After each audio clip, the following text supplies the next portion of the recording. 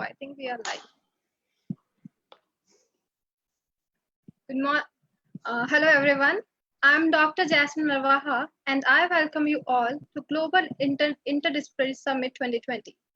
So today we are back with another renowned speaker, and it's my pleasure to extend a cheerful welcome to Dr. Ritul Agarwal.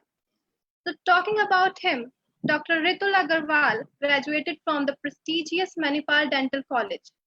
Following that, he did his master's in prosthodontics and implantology from Switha University. He then cleared the membership in prosthodontics examination from Royal College of Surgeons, Edinburgh in 2011. He is a member and fellow of Royal College of Surgeons, Edinburgh, UK.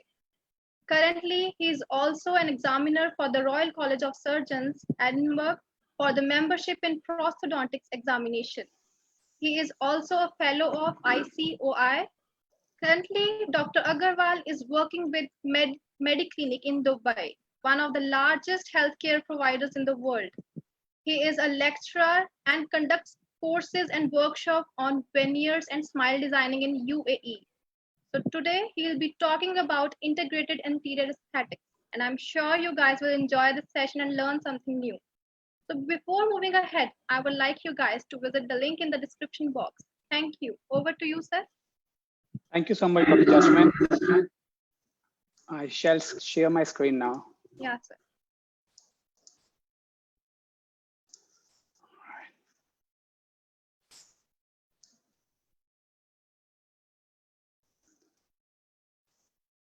Hi everybody.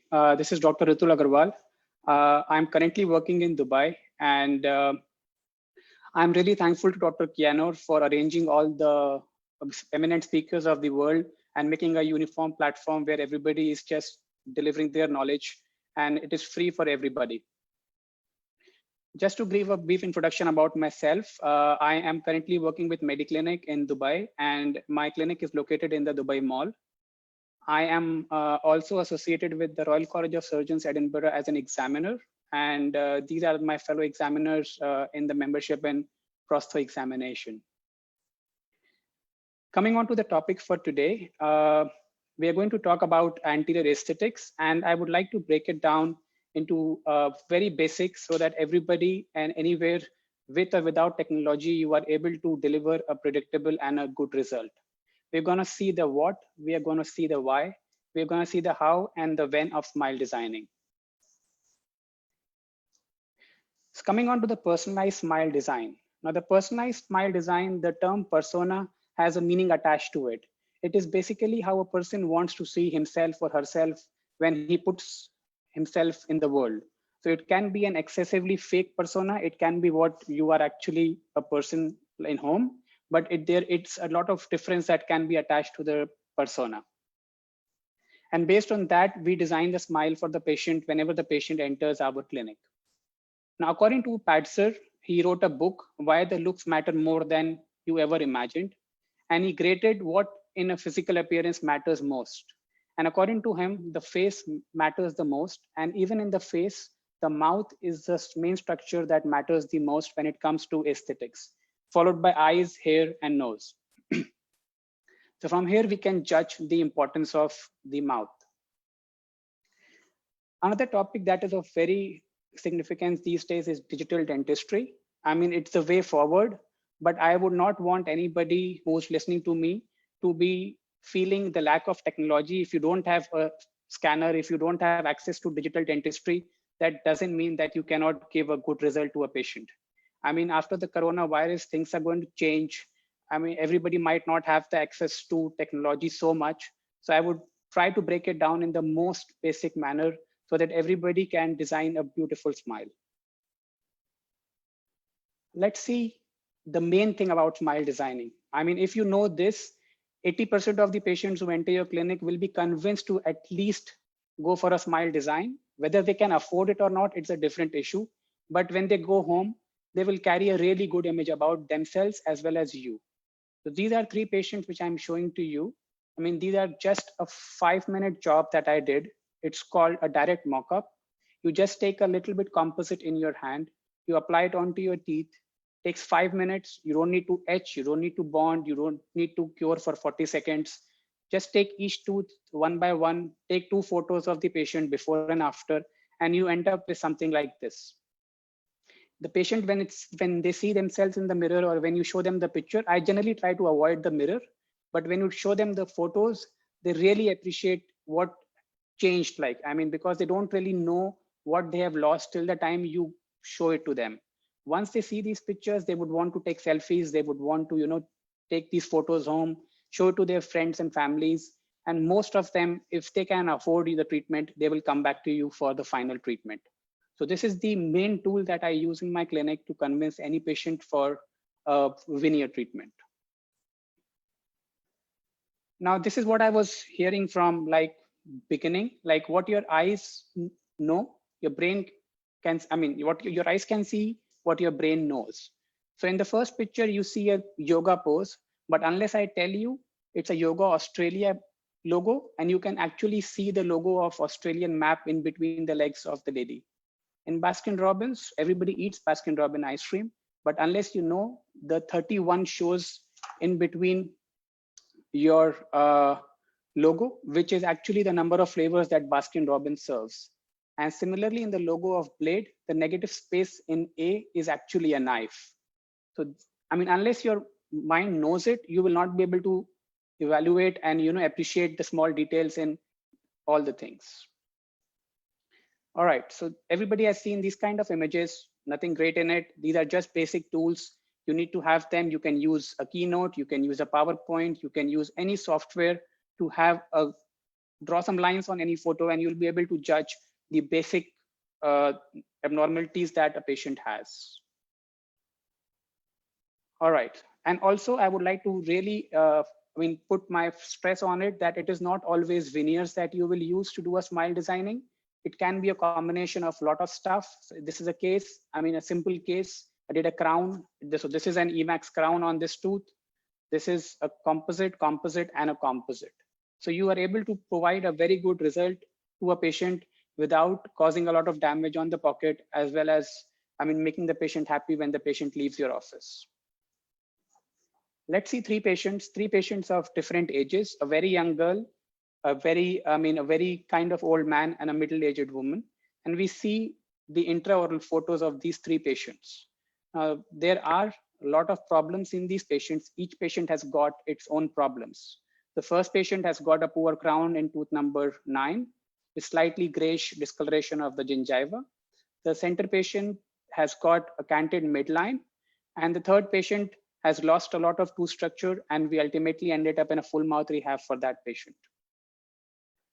So comparing with the pre-op photos, the facial photo, as well as the intraoral photos of the patient, these were the final results of these three patients. Each patient was delivered almost 10 veneers.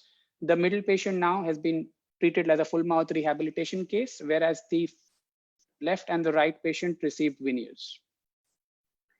So this was the final extraoral photos of the patient. Huge difference in the patient's profile, and all of them were quite happy. You can make that out from their eyes. Actually, even if you don't look at their teeth, their eyes say a lot. So ultimately, we ended up in these three cases, comparison between the pre-op and the post-op. And actually, in the first case, there is a zirconia crown and an Emax veneer. I really appreciate the lab, and that is one of the biggest things that you should be associated with, is a good lab. And once you have a good lab with you, you can do whatever you would want to do. So this is the pre-op and the post-op for the patients in their profile.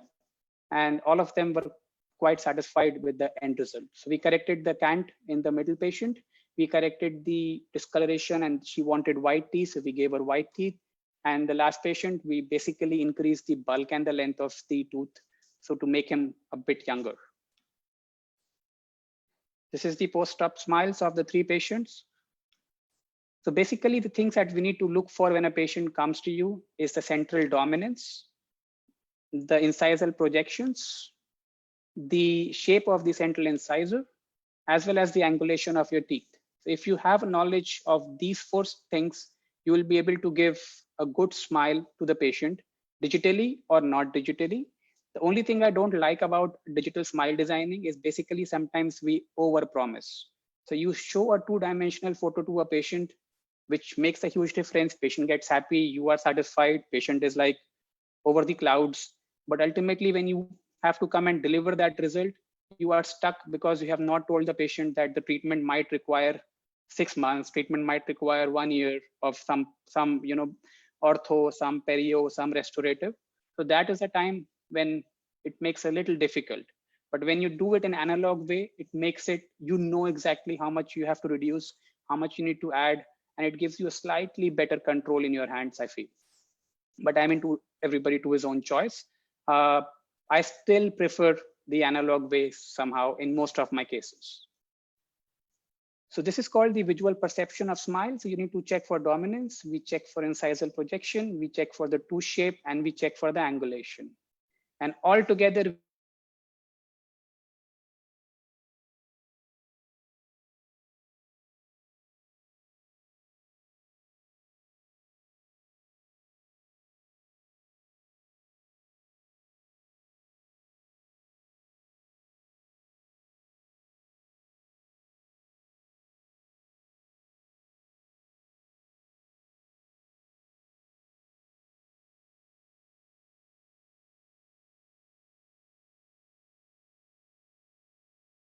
delicate. Sir, you need to unmute. Yeah, Yes, can you hear me now? yeah. All right. Okay, I'm sorry for that. I don't know how that happened. Okay. So this is what we have given the word to. It's called the congruence of smile or the language of smile. And all these things together are coming into all this. So this is the incisal projection. It can be V-shape, it can be a circular incisal projection or a flat incisal projection. Flat generally we choose for males, and a triangular or a semicircular kind of a thing we choose mainly for females. The dominance, again, it depends on the patient choice, and again, it depends on you. Some patients really want their central teeth to be dominant, and some would not want that. So generally, when I do a mock-up for a patient, I would go for 2 or 3 mock-ups for my patient. Now that is, again, it's a cost that you incur, but then you give the patient the best result and what the patient wants. And that is what matters in the end. So some patients, we do 1 mock-up, patient gets really happy. Sometimes we have to keep doing the mock-up till the time patient is satisfied, and it might be a lot of changes that the patient would be wanting.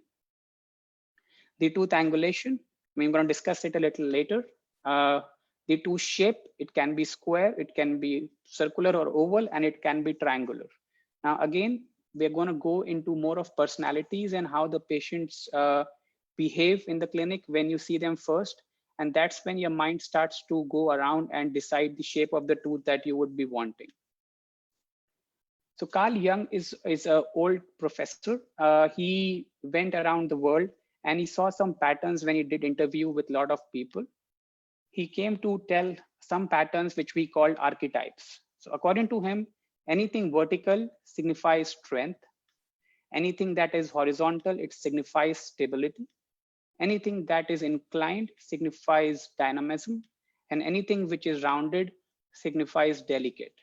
So you have, he converted these to the 4 characteristics of the patients that you're going to see: strong, calm, dynamic, and delicate.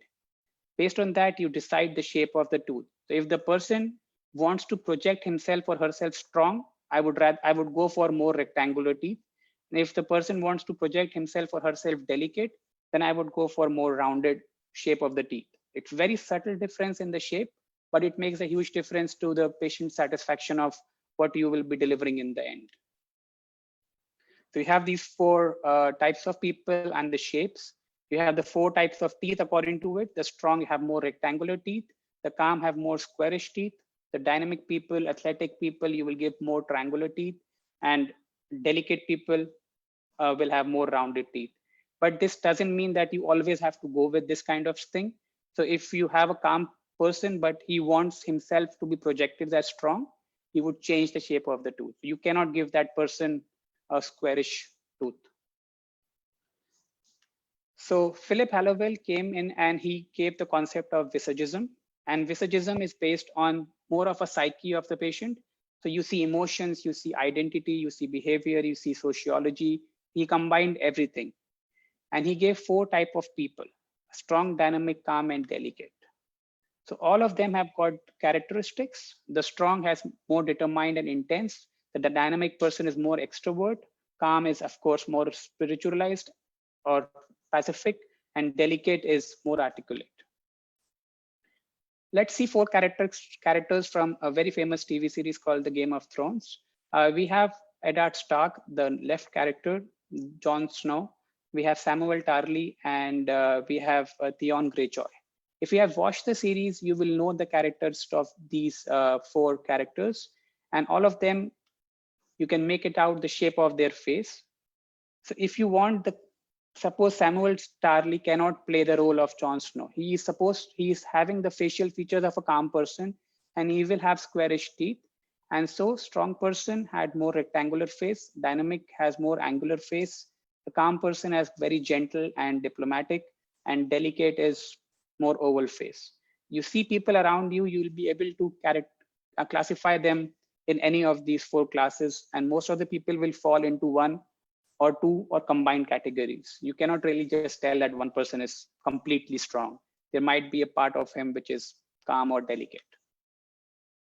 So you have 4 categories of teeth as we discussed. And then coming on to the smile. Now the smile can be of 2 types. It is a social smile or the enjoyment smile. Now you need to have a photograph of the patient in both these smiles. Sometimes when the patient is in the clinic, they might not give you the best of their smiles. You'll have to force that smile out of them. If you are not able to force that smile out of them, your result might look extremely good in the clinic, but as soon as the patient goes and meets their family and friend, they'll come back to you and tell, I don't like this. The reason will be you did not judge them on their social smile or the enjoyment smile. You just judge them on the smile that they gave you in the clinic. So even during the stage of mock-up, when you take photos, try to make your patient comfortable. I would say ask your assistant, train them so that they can make the patient laugh. And then you take some good photos and then you judge whether your result was good or not good. So the smile, again, it is based on the facial perception, the personality, the dentogingival aesthetics, the dental aesthetics, and individual preferences. Now the individual preference can vary a lot. Some people might want a really funny kind of teeth, which you will think that they will not suit that patient, but I mean, ultimately you will have to give that. We're not going to discuss more on individual preferences. Coming on to another aspect, which is very important, is dentogingival aesthetics. So we do good white, but when it comes to the pink, we kind of try to neglect it. We think it is not important because ultimately you're delivering veneers, which is purely a hard tissue replacement or hard tissue. I mean, you're improving the aesthetics. But the problem is if you don't take care of the soft tissue, you will ultimately end up with problems. So this architecture is very important. You need to know the architecture, you need to know the biotype of the tissue, whether it is thick, whether it is thin, and that will determine on how much thick your veneer is going to be, or how far you can go subgingival, or would you want to prefer equigingival or supragingival. So your soft tissue analysis is very important. Even for a single crown, I think it is very important. Many times we have seen cases like these. I mean, they look beautiful from far. The moment you retract it, you ultimately see inflamed gingiva, red, bleeding gums. Patient is complaining of halitosis. And this is all because the soft tissue was not respected. Unless you respect the soft tissue, you'll ultimately end up with a situation like this. And the patient will come back to you, maybe come back to you, or maybe go to some other dentist. And you might not like it, what you have done, maybe after a month or so. So I would be very sure that when I'm doing a case of aesthetic dentistry, aesthetics is the last. So I will first do my restorative small work, some perio if it is involved. When everything is in good shape, then only I come to doing my final anteriors or any crown or aesthetic work. So dental aesthetics, first thing is the dental composition. The midlines should ideally match with the face, and upper and lower midlines should ideally match. But even if they don't match, it doesn't really matter that much. 3 to 4 millimeters here and there is okay. But try, I mean, if it's in your hand and you can give them a matching midline, it's a cherry on the top. Symmetry, I mean, is it overrated? I think yes. I'll show you some pictures of my case. This is a case, the pre-op, the post-op is on the left, and the center photo is just half of the face, cut and copy and flipped horizontal and attached to it. I don't like the center face. I like a bit of asymmetry in the face. I like a bit of asymmetry in the smile. And that gives you a little leeway to, uh, manage the patient without breaking your head.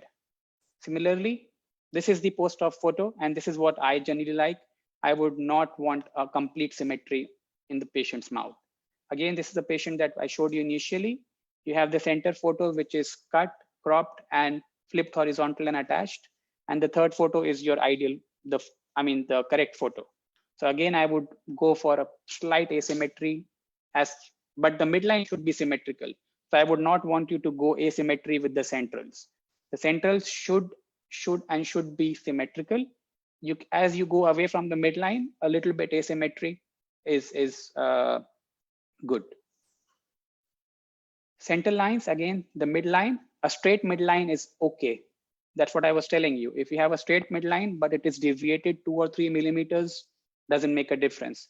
But if it's a canted midline, it makes a difference. It is the most aesthetically unpleasing criteria of a smile, a canted midline. So if you have a canted midline, you should try to correct it when you are doing veneers, or you can go for Invisalign or ortho, get it corrected, and then go for your final prosthesis. Incisal length. Now, it's the most important factor when designing the smile, as per what I feel. So how do you determine the incisal length? There are softwares that will help you do it. There are a lot of formulas that you're going to help. You can use them. But when it comes to the clinical practice, you should know it's basically phonetics and aesthetics that will help you determine the incisal length.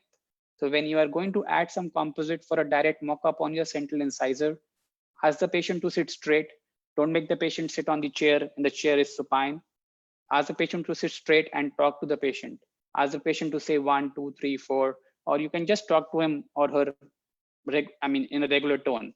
So you'll be able to see if that incisal length suits the patient. If you want really a formula kind of thing, you can use the 42.2 rule, which is around 3 to 4 millimeters of incisal display at rest, 2 millimeters of distance between your lower lip and the incisal margin, and 2 millimeters of your gingival display in your exciting smile or the full smile that we say. So this is good enough. And if you follow this, it's fine. But I generally go with my gut feeling. I show it to the patient as well, take some photos. I don't have a mirror in my operatory. I try to avoid a mirror. It's best to take some photos and show it to the patient. The moment you give the mirror to the patient, you will ultimately have the patient find 10 faults with your mock-up, which is anyways, it's not the perfect thing. But at this stage, there is no use of any burr. I'm not using any instrument in the patient's mouth. It's going as painless as possible. So how to determine the length? I've told you the best way is to add some composite on the incisal edges and ask the patient to sit straight and talk and judge on the basis of the exposure and the speech. If the patient is not able to say F or V correctly, that means there is definitely something wrong with the length and you have to adjust accordingly. And if the patient is saying F and V and the incisal edges are not touching the lower lip, vermilion border, you have a room for increasing the length a little bit more. Proportions between the teeth. There are hundreds of articles. There are a lot of literature on it. There are a lot of proportions that have been given, the golden proportion, the Preston proportion, the plateau beauty proportion. There are many. You read the literature and you will find a lot of proportions. The two main that are clinically used are the golden proportion and the red, which is the recurrent aesthetic dental proportion. Now, if you ask me, I always go for red. If you go for golden proportion, the teeth, the lateral and the canine start to look very small. So what I personally prefer is using the recurrent aesthetic dental proportion, which is around 70 to 71%. So your central, your lateral is 71% of your central, and your canine is 71% of your lateral, the mesial, the exposed part of the canine, So that's how I like to kind of go. But again, it's a personal preference. But if you would want to use something, recurrent aesthetic dental proportion is what you should be looking after. The size of the tooth, there can be multiple proportions. You have a 70% tooth, 75%, 80, 85, and 90 based on the length and the width ratio of the tooth. What generally is acceptable is your 75, 80, and 85, with 80 being the best. That is a 10 millimeter length of your central with the 8 millimeter width. But you can have a slight change. Again, it won't make a huge difference. Some patients, you don't want to do gingival surgery, so you can go for a 75%, or some people have long teeth, even 85% is fine. Going to 70 or 90, I would try to come to 75 or 85 at least. Okay, I would not have a 10 millimeter long tooth and a 7 millimeter wide central. I would at least have 8 or 8.5, close to that range. Tooth inclinations, again, a very important aspect. The centrals are almost straight. You have a slight distal angulation towards the root. The laterals are the most distally tilted teeth, and canines again have a lesser distal tilt compared to your laterals, and they are slightly more straighter than the laterals. The interproximal contact, it's a very important aspect when you're doing any smile designing. You don't want bricks, you want teeth in the mouth. You want the correct ratio of your interproximal areas. And the rule says that it goes, if it is 5 millimeter in the centrals, it is 4 millimeters in the laterals, and it is 3 millimeters between the lateral and the canine.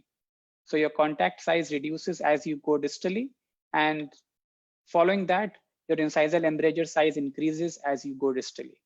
So when you are doing your work, be careful of all these factors in terms of contact, your incisal embrasures, your gingival embrasures, and to have a good result and natural looking result. Finally, in terms of smile designing, we have something called as buccal corridor or lateral negative space, which has to be taken care of. If you neglect it, and if you give a patient with a very wide smile, you will have a completely obliterated buccal corridor, which won't look nice. Similarly, if you give a very narrow smile, you will have an extra dark shadow in that mouth, which will not have the light following on your teeth behind, and it will give a very small mouth appearance. So the rule to follow that is you can have 1/3 of your mesiodistal width of your central to the canine on one side. So if you suppose have 18 millimeters of your width of your central to the canine, 6 millimeters should be the buccal corridor width that should be visible. Anything less or more than that can be problematic when you have your final result. I will show you a couple of cases that I did. I mean, it's the full protocol that I follow in terms of when a patient approaches me for any aesthetic procedure, or any patient who I think might be needing an aesthetic procedure, but I try to convince the patient, and then some of them get convinced and some of them ultimately don't. But I would again stress on analog dentistry in terms of doing a smile design. It is easier. You have an access to your technician close by. You can do 2 wax ups, 3 wax ups. It's predictable. In digital smile design, you do it.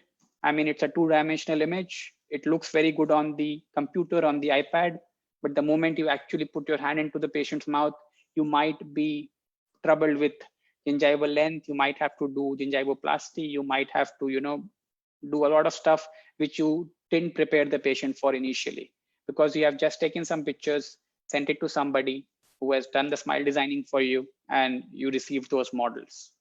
So I would be a little careful on that.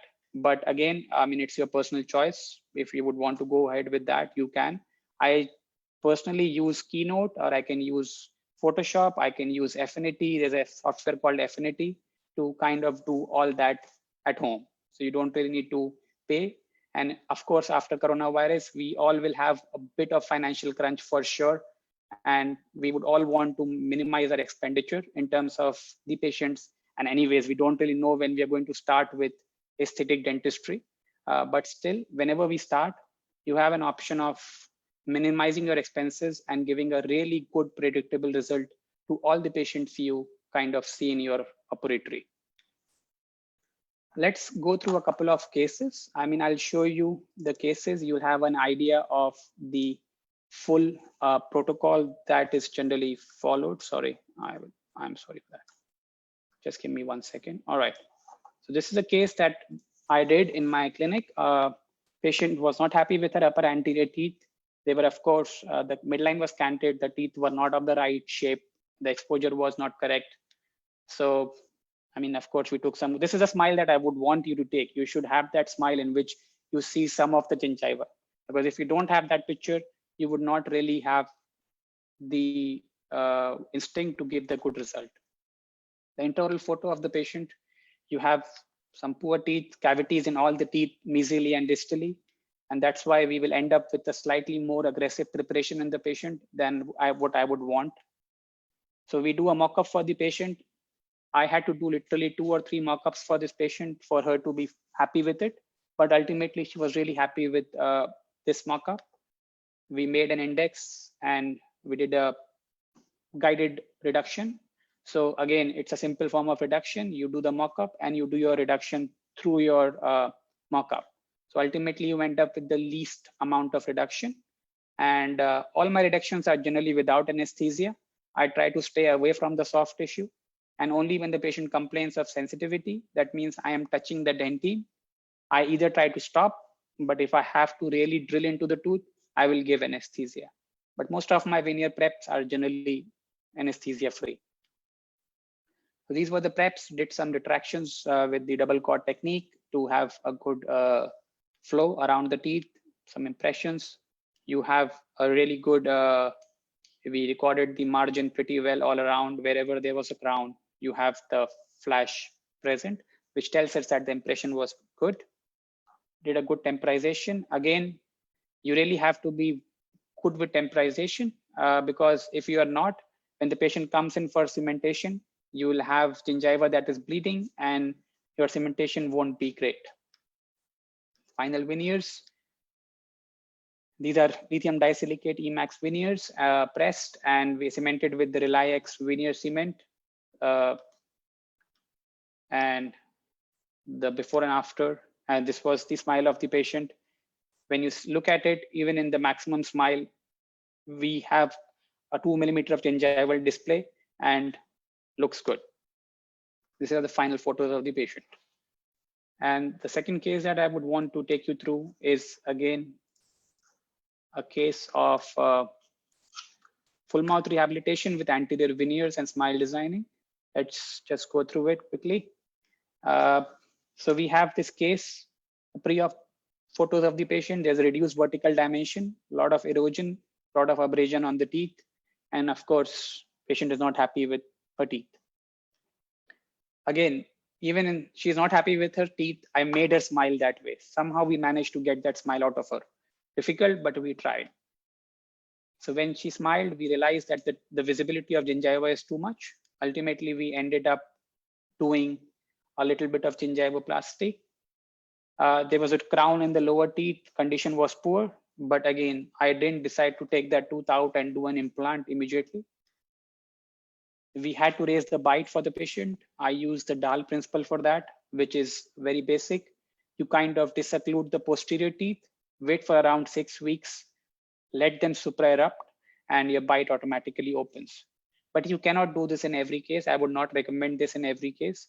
This is only if it is very little, because it is an unpredictable movement of your posterior teeth, and ultimately you might end up in a poor bite and bigger problems. You can use this if you would want to open the bite 1 millimeter posteriorly or 0.5 or 1 millimeter, that's all. So I needed a little bit space only in this case. So this is the healed gingiva after 6 weeks, good healing. There's hardly any redness around. Did the guided prep for the patient. Always, always, always remember to polish your preps. So once you are done with your preps, polish them nicely with different polishers till the time you get a good shine on them. So this is very important step, which you shouldn't forget. This is the provisionals. Patient goes happy, I'm happy, comes back after 1 week. Gingiva looks healthy. There's hardly any inflammation. This was a tooth that was poor. I converted it into this. We had to do internal whitening. We did some composite. I generally avoid using posts most of the times. If you have a good ferrule, you can just remove a little bit of GP from the tooth, put in composite, it works well. In posts, again, I try to avoid in as many as much as possible. Okay. So these are the final results with the Emax crowns, some zirconia crowns on the posteriors. Final result is this. You can make it out only from the eyes, the difference. Even if you don't look at the teeth, if I show you just the eyes, you can make it out which is the pre-op smile and which is the post-op smile. So that is the end of this case. Dr. Jasmine, how much time am I left with?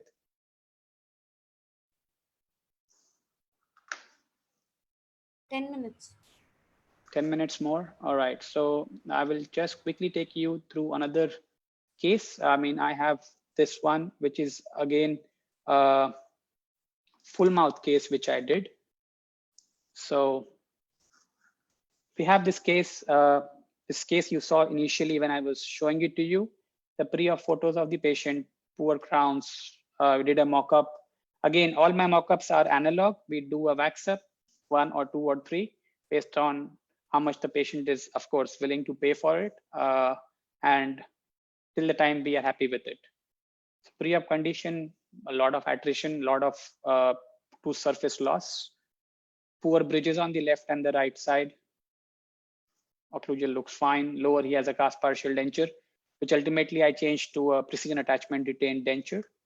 And we have the face pro transfer for the patient. Of course, we did the preps. You can see these preps were kind of very less. Most of the areas, the enamel is still preserved.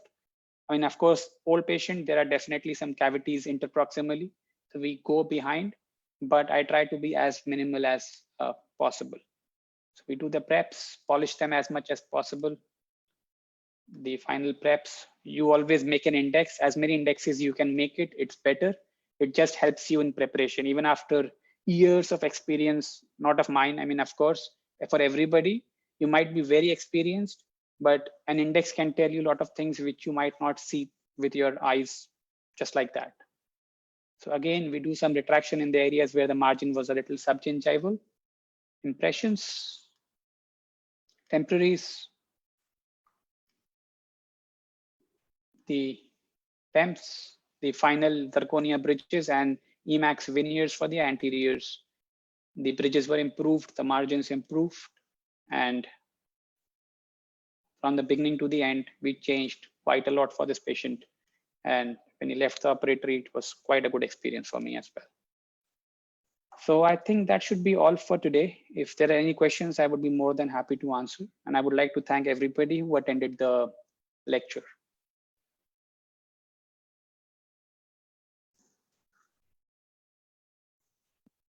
Beautiful presentation and cases, sir.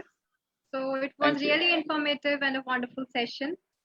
And it seems everybody present here is appreciating you. Thank you so much. So we have got some questions. First question is by Dr. Priyanka. She asked, can you name the apps for smile designing in Android or any software? There are many apps, but most of them are paid apps. So there is digital smile designing that is definitely there. There's an app by Dr. Galeb Gurel. There is an app in India, I forgot the name, but there are a lot of apps to help you design the smile. But I generally still prefer to design it on my own. If you go to YouTube, you have like a lot of things to learn from it. You have softwares like Photoshop. You can just design your smile without, yes, of course, you might not be able to print the 3D model, but you will be able to do a digital smile design and show it to the patient that this is how you might look in the end. And it is pretty good. Easy. All right. The next question is by Dr. Suraj Dhillo. He asked how to judge patient smile size in buccal corridor space. How much we should make smile, like a comfortable smile is. So as per the buccal corridor obliteration, I told, the combined mesodistal width of the central, lateral, and canine. So if suppose that is X, so you check that the buccal corridor is around X by 3. So it's 1/3 of your combined width of your central to the canine. And how to judge is by taking a photograph of it. So you take a photograph, put in a ruler on Keynote, and just check it if it is 1/3 or more. Little bit here and there is still okay, but it shouldn't be too less or too obliterated. That's the whole thing. Both of them makes the smile look very artificial. Okay. Next question is by Dr. Shreya. She asked, Customization of incisal table is needed for which smile designing case? Can you please explain? Customization of, I mean, for simple, if it is a purely aesthetic veneer case in which you're not going to change the bite, you're not going to do anything with the posteriors, we don't really need a customized incisal guidance table. My preps are mostly into enamel and I have a butt joint at my incisal edge. There is never an overlap on the palatal side. So my type of the preparation that I always do for a veneer is just a butt joint at the incisal edge. So you really don't need to change the incisal guidance much in that. But if you're working on your posteriors or if you have a deep bite case, I would stay away and try to first correct the deep bite. I mean, check with the orthodontist and correct the deep bite and then go ahead and, do the veneers. I mean, but if it's a full mouth case, then I generally like to follow the posterior and the anterior kind of thing. So we prepare the posteriors to a faceboard transfer before that, and then to the anteriors. And I mean, you can do it that way. All right. Next question is by Dr. Suraj Dhilo again. He asked how you deal with providing patient new occlusal bite. New occlusal bite, I think it is going into full mouth rehabilitation now. I mean, occlusion, again, we are not changing. If it's a purely aesthetic case, it remains as it is. These cases are the cases in which patient was just not happy with the anterior component of the smile. We are not going into the posterior components. But when we actually go into the posterior component, there are a lot of things come into the picture. The vertical dimension comes into the picture. You have to decide how much you have to increase, decrease. And again, it all depends on the phonetics and the aesthetics of it. All the research articles, they say around 3 to 4 millimeters of increase in VD won't make a difference to the TMJ. So you have quite a lot of space to do the vertical dimension change. And deciding the occlusal, it is always in centric occlusion if I'm changing the bite. But if it is not in changing the bite, then my veneers are in maximum intercuspation position. All right. The next question is asked by Dr. Ashraf.